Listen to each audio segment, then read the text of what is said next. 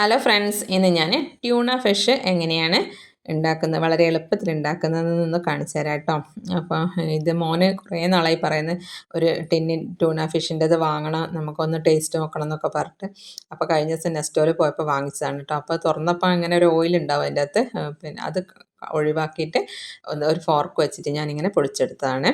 അപ്പോൾ ഇതൊരു ഹാഫ് കുക്കായിട്ടുള്ള സാധനമാണല്ലോ. പിന്നെ ഇതിൻ്റെ അകത്ത് ഒരു ചീനച്ചട്ടിയിൽ കുറച്ച് വെളിച്ചെണ്ണ ഒഴിച്ച് കുറച്ച് ഇഞ്ചിയും വെളുത്തുള്ളി ഒന്ന് ചതച്ചെടുത്തതും കറിവേപ്പിലയും കൂടി ഇട്ടൊന്ന് വഴറ്റിയതിന് ശേഷം കുറച്ചധികം ചെറിയ ഉള്ളി, ഒരു ചെറിയ കഷ്ണം വലിയുള്ളി എടുത്തത് ബാക്കി ഉണ്ടായിരുന്നു കേട്ടോ അവിടെ. അപ്പോൾ ഞാൻ അതും കൂടി ഇട്ട് കൊടുത്തു.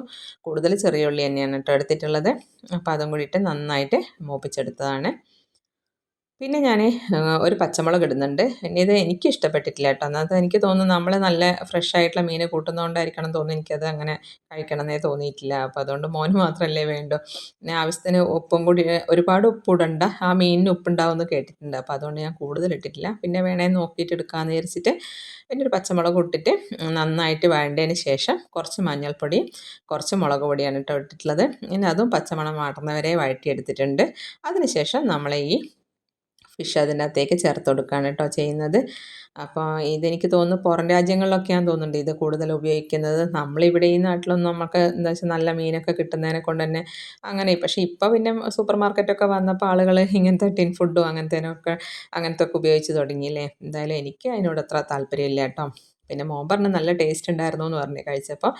പിന്നെ ഞാൻ കുറച്ച് കുരുമുളക് പൊടിയും കൂടി ഇട്ട് കൊടുത്തിട്ടുണ്ട്. അങ്ങനെ കുറച്ച് സമയം ഒന്ന് വേവിച്ചിട്ടേ ഉള്ളൂ, ഒരു 3-4 മിനിറ്റ് വേവിച്ചിട്ടേ ഉള്ളൂ ചെറിയ തീയിൽ തന്നെ. പിന്നെ ഉപ്പ് നോക്കിയപ്പോൾ കുറച്ച് ഉപ്പിൻ്റെ കുറവ് തോന്നിയപ്പോൾ കുറച്ചും കൂടി ഉപ്പിട്ട് കൊടുത്തിട്ടുണ്ടായിരുന്നു. അങ്ങനെ കുരുമുളക് ഞാൻ പറഞ്ഞല്ലോ, കുരുമുളകും കൂടി ഇട്ടിട്ടുണ്ടായിരുന്നു. അപ്പോൾ നല്ല ടേസ്റ്റ് ഉണ്ടായിരുന്നു എന്നാണ് പറഞ്ഞത്. എന്തായാലും ഇതേപോലെയാണോ നിങ്ങൾ ഉണ്ടാക്കാറെന്ന് എനിക്കറിയില്ല. ഉണ്ടാക്കാത്തവർ ഇതുപോലെ ഒന്ന് ഉണ്ടാക്കി നോക്കുക കേട്ടോ. ട്യൂണ ഫിഷൊക്കെ കിട്ടുമ്പോൾ. പിന്നെ ഞാൻ ചപ്പാത്തിയും കൂടി കൊടുത്തു. അങ്ങനെ ഇന്നത്തെ ഒരു വീഡിയോയിൽ ഇതൊക്കെയാണ് കാണിച്ചിട്ടുള്ളത്. ഇഷ്ടപ്പെടുകയാണെങ്കിൽ സബ്സ്ക്രൈബ് ചെയ്യാനും അതേപോലെ തന്നെ അഭിപ്രായങ്ങളും നിർദ്ദേശങ്ങളും ഒക്കെ പറയണം കേട്ടോ. Thank you for watching.